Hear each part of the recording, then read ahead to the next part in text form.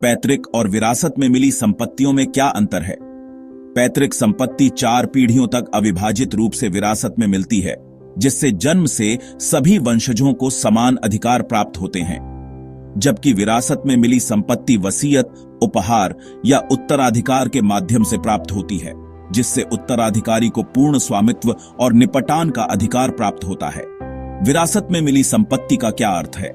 विरासत में मिली संपत्ति का अर्थ वसीयत, उपहार या कानूनी उत्तराधिकार के माध्यम से अर्जित संपत्ति है, जिससे उत्तराधिकारी को संपत्ति का पूर्ण स्वामित्व और उसे बेचने या हस्तांतरित करने का अधिकार प्राप्त होता है।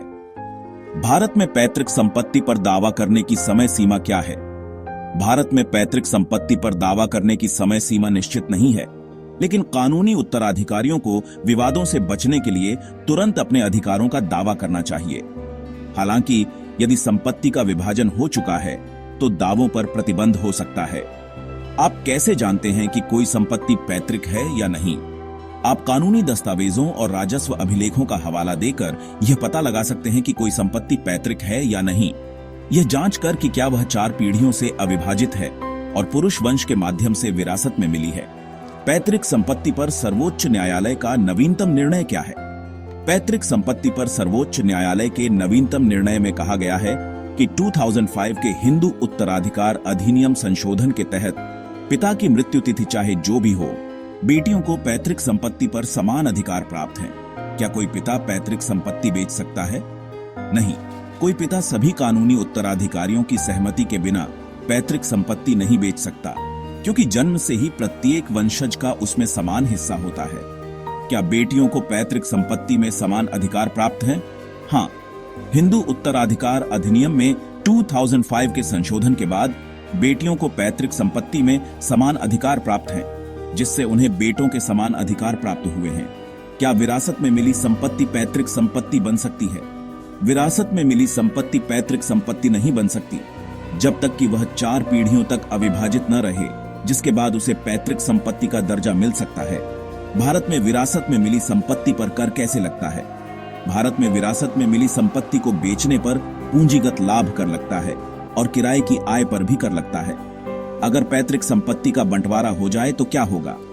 अगर पैतृक संपत्ति का बंटवारा हो जाता है तो वह प्रत्येक उत्तराधिकारी के लिए स्वअर्जित या विरासत में मिली संपत्ति बन जाती है, जिससे उन्हें पूर्ण स्वामित्व और निपटान का अधिकार मिल जाता है। क्या पैतृक संपत्ति विरासत में मिली संपत्ति बन सकती है? ऐसे परिदृश्य जहां पैतृक संपत्ति अपनी स्थिति खो सकती है।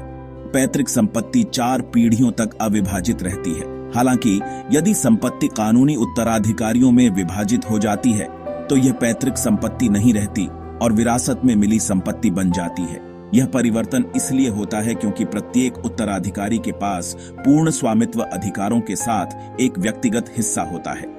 विभाजन के बाद विरासत में मिली संपत्ति में परिवर्तन।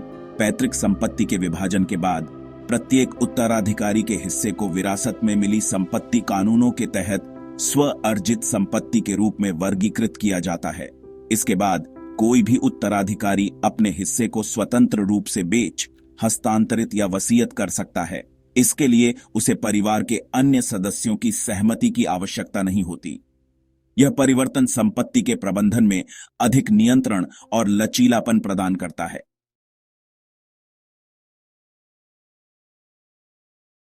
पैतृक संपत्ति क्या है? What is ancestral property? यह शब्द वंश की 4 पीढ़ियों तक विरासत में मिली संपत्ति को संदर्भित करता है, जो इस पूरी अवधि में अविभाजित रहती है। भारतीय कानून के तहत पैतृक संपत्ति के प्रमुख पहलू 4 जनरेशन रूल, 4 पीढ़ी नियम। संपत्ति बिना विभाजन के 4 पीढ़ियों तक चलनी चाहिए, जिसमें परदादा, दादा, पिता और पुत्र शामिल हैं। राइट्स ऑफ लीगल एयर्स, कानूनी उत्तराधिकारियों के अधिकार। सभी वंशजों का जन्म से ही पैतृक संपत्ति में समान हिस्सा होता है। हिंदू उत्तराधिकार अधिनियम 2005 के अनुसार इसमें पुत्र और पुत्रियां शामिल हैं। रिस्ट्रिक्शंस ऑन विल्स, वसीयत पर प्रतिबंध। भारत में कोई व्यक्ति पैतृक संपत्ति के अधिकार किसी एक उत्तराधिकारी को वसीयत करके नहीं दे सकता। विरासत में मिली संपत्ति क्या है? What is inherited property? यह शब्द स्वामी की मृत्यु के बाद विल, गिफ्ट और लीगल सक्सेशन, वसीयत, उपहार या कानूनी उत्तराधिकार के माध्यम से अर्जित संपत्ति को संदर्भित करता है। अधिग्रहण विधियां। आप विभिन्न तरीकों से विरासत में मिली संपत्ति प्राप्त कर सकते हैं। वसीयत, उपहार या कानूनी उत्तराधिकार के माध्यम से। स्वामित्व अधिकार। विरासत में मिली संपत्ति के कानूनों के अनुसार आपके पास पूर्ण स्वामित्व होता है, जिसमें संपत्ति को अपनी इच्छानुसार बेचने, हस्तांतरित करने या वसीयत करने का अधिकार भी शामिल है।